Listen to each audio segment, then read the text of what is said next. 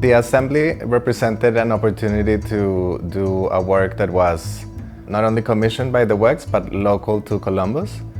And in thinking of working on a project like that, it is always important to me to come to the place where I'm working, in this case Columbus, and have conversations with people to understand what topics are important and relevant, what are people thinking about, and how those ideas correspond with maybe some of the ideas I have in mind to develop a project. So in the case of the assembly, I came a couple of times to Columbus, and this was in the midst of the kind of movement around thinking about commemoration and monuments and monumentality and the potential erasure of some of those figures that represent forms of colonialism or patriarchy. And of course, Columbus is an interesting place for that because it bears the name of Christopher Columbus, and it's perhaps the largest city in the world that does that. So the collaboration departed from really wanting to talk to people both in Columbus and all around the country around what would be at stake and what would happen if we were to consider changing the name of a city. Not only in kind of administrative terms, but also in terms of process. One of the things that is featured in the work, and which is also the centerpiece for this booklet, is a contribution by Said Jones, the writer and poet who's based in Columbus, where he's talking about names, what do they mean, how could we think about another name for the city, and he proposes in his speech the idea of thinking of Toni Morrison as a proud daughter of the state and as someone who wrote so much about the conditions of race and segregation in the state. So he goes on to say that he would think, for example, Beloved would be an interesting name for the city, Beloved, Ohio. What really stuck out to me was this idea of the power of listening, the power of conversation, and sort of the idea that steps to reckon with the past and sort of build future solutions starts with listening. The great thing about the piece is that you have to listen, so which is what we ask of anyone when we're trying to find solutions. It is a staged conversation between 8 characters or actors that are performed by members of the community in Columbus.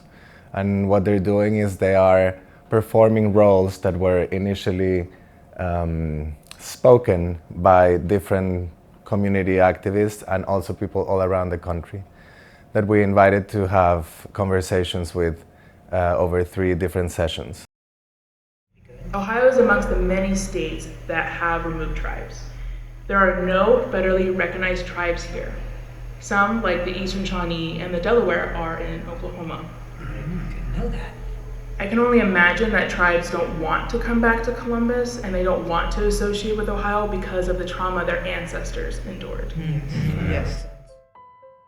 Very early on in the conversation with people both in Columbus and elsewhere, it became apparent that the changing of the name itself was not the project. Or it could be a project maybe for, something that doesn't exist necessarily in the space of a museum or an art project that doesn't really have the possibility to initiate such an endeavor. I think the project became much more about thinking what are the conditions of oppression that reproduce forms of colonialism in a city or a country or a town or an institution and so on.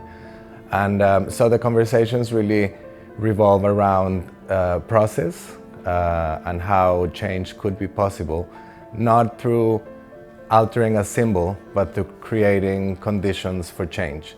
And I think a lot of that has to do with understanding what are the movements and situations that happen on the ground, what are people already doing and thinking about when it comes to the idea of changing those conditions of oppression, who remains at the top and who remains at the bottom, and how these ideas of commemoration and symbolic commemoration could be an opportunity to think about changing some of those processes on the ground.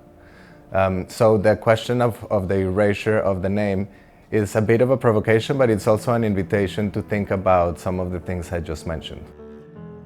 You know, how would that help think about some of the things that are hiding and lying underneath a name, and what it would mean to think about changing symbols, right? Like, what are the symbols we revere in our culture, and also rethinking tradition.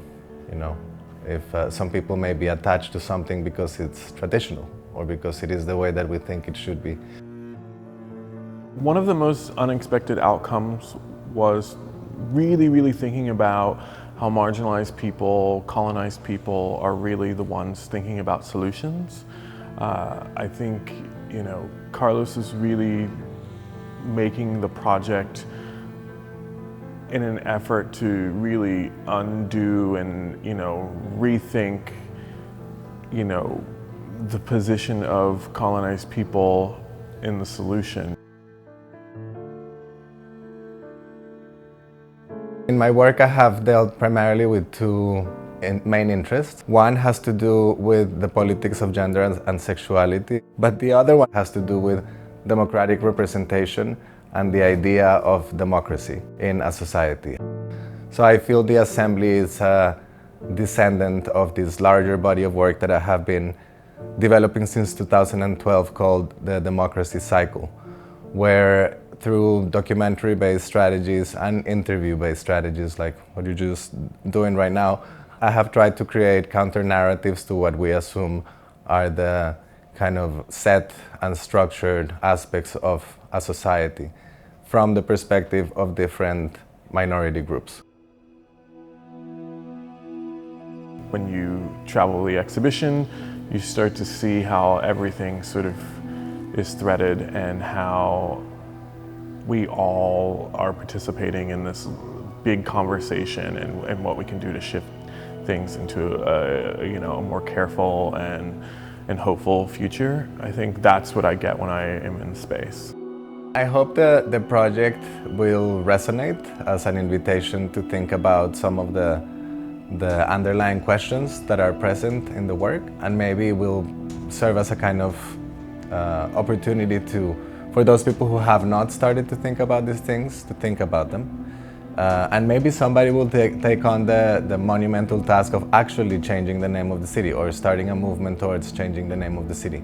And this would represent an interesting conceptual background in the sense that so many different topics are covered. So it ranges from like literally thinking about the legal structures that would need to be enacted in order to do that, to the kind of community conversations you would need to have in order to do that, to really just also stipulating around what a name is and what an interesting and inclusive name could be.